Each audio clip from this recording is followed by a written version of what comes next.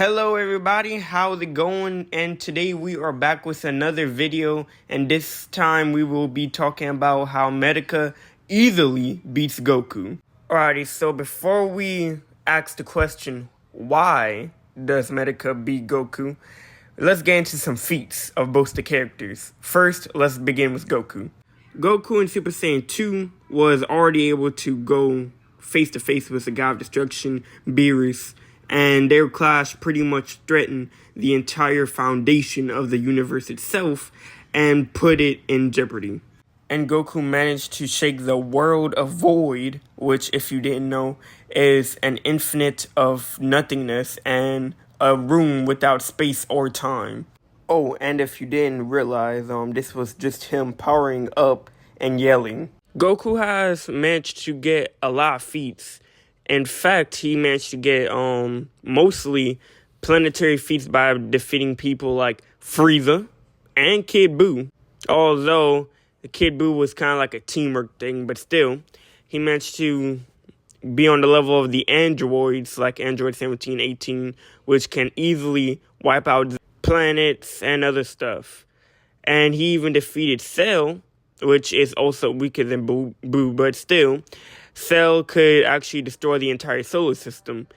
Kid Buu, since he is above Cell and Frieza, I would figure he's like around the solar system and galaxy level, if not universal level, because they were talking about that. But yeah, so skip on over to the Dragon Ball Super part where he, meets Jiren and the other people in the Tournament of Power. And Kefla, whenever she was like powered up and stuff, she was easily universal. She even said herself that she could actually destroy a universe in that state.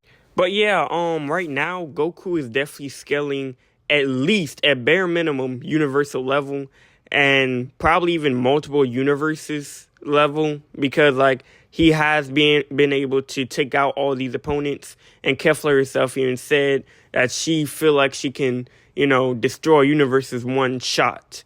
So I would probably place him multiple universes, yeah, definitely. Not multiversal though. But let's keep on going. He later faces Jiren, which, if you didn't know, is the strongest of Universe 11 and pretty much the strongest opponent in the Tournament of Power. Now, before you get twisted, he wasn't that much stronger than Vegeta and Goku, as you can see here.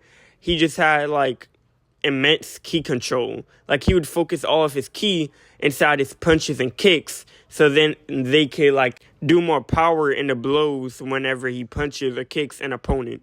Even a God of Destruction, the beings that's supposed to be pretty much all-powerful in their universes, cannot beat Jiren. And Jiren power isn't that far off from Goku and Vegeta, which means Goku is around God of Destruction level, especially when you see that Vegeta defeated Toppo, which was a newly found God of Destruction, and now Vegeta is way more powerful, and Goku is around his power level. So Goku is at least around God of Destruction level, if you want to give him that. When Jiren fought Hit, he even transcended time itself, which would, in power scaling terms, I guess, make him four-dimensional somehow. Oh, and four-dimensional also can mean multiverse. I truly don't understand power scalars. Well, but let's get back on to topic. Did I mention that the universe in Dragon Ball is actually infinite? Yes, that's right. The universes in Dragon Ball is infinitely growing. So that also means all the other infinite universes are also growing infinitely. So yeah, Goku actually scales above a universe by now, so yeah. Alrighty, that is it for Goku. He has more feats, but this is the more noticeable, more powerful ones. But now let's move on to Medaka from Medaka's Backs. She is what I would say the ultimate protagonist. And I'm going to show you and tell you why I think she's the ultimate protagonist. One of the reasons being that she can rewrite her own death to where she isn't dead anymore and she's alive. Oh, by the way, and she was able to make slight changes to her body, like growing out her nails, for example, and stuff. And of course, to even be brought up in a Goku discussion, she would have to be universal, at least for herself, right? So I have a feat right here which shows that she has a universal skill called the Power Flag, just to show y'all that she is in at least the universal category. So, without further ado, let's just show y'all her most broken ability, the End. This ability, pretty much counters everything Goku has in store. This ability allows her to pretty much mimic or copy her opponent's ability to pretty much 120%. And if she hasn't heard of it or seen it before, it just doesn't affect her at all. So if he does have an ability that she hasn't seen or heard of, it's not gonna be proven effective to her whatsoever. But like once he uses that ability on her and that she actually sees it, he could then use it again, but she'll probably copy it and make it 120% better. Like Kamehameha, for instance, she could pretty much get a higher output in damage than his Kamehameha and hit him with that. Oh, by the way, if y'all remember this picture from earlier, this actually is all of her abilities on the screen, like all of the little words on there. Yeah, those are all of her abilities. And I don't think that's all of them. That's just like a little bit, pretty much. But yeah. Oh, and if you don't know, she actually managed to defeat Kumagawa. And if you don't know who Kumagawa is, he's pretty much one of the most powerful anime characters in all of anime. Arguably in all of fiction. His ability is pretty much all fiction, which allows him to undo anything that's been created.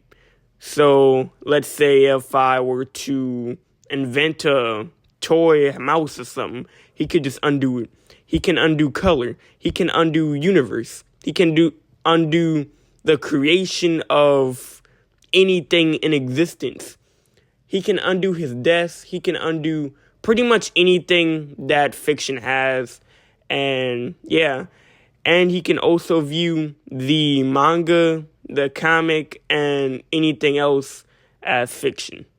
Oh, by the way, if you use the same attack twice against her, it will not work.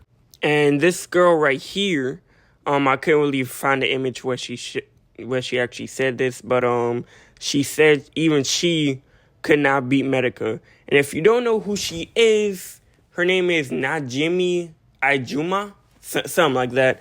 But yeah, she is one of the most powerful anime characters, if not the most powerful one.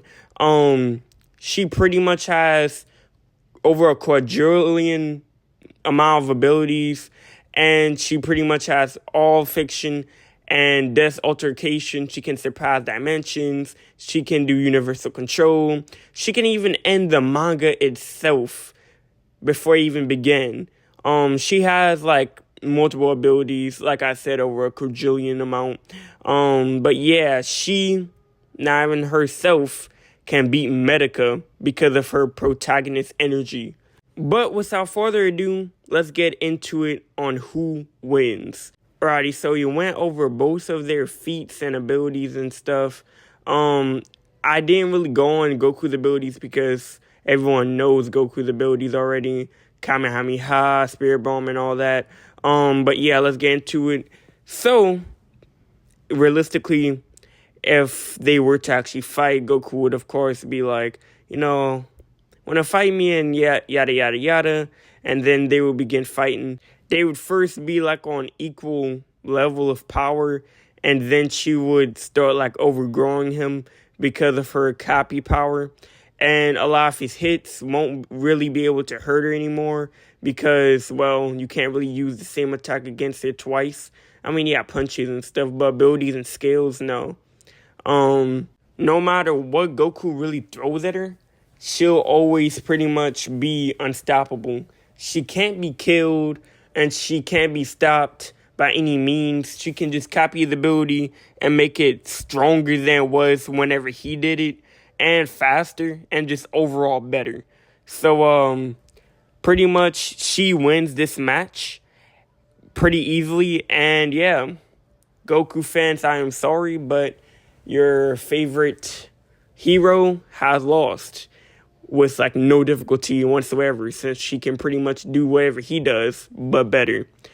But yeah, that will be it for today, guys. Tell me what you think in the comments. And yeah, give me y'all opinions. Without further ado, love y'all. Adios, amigos.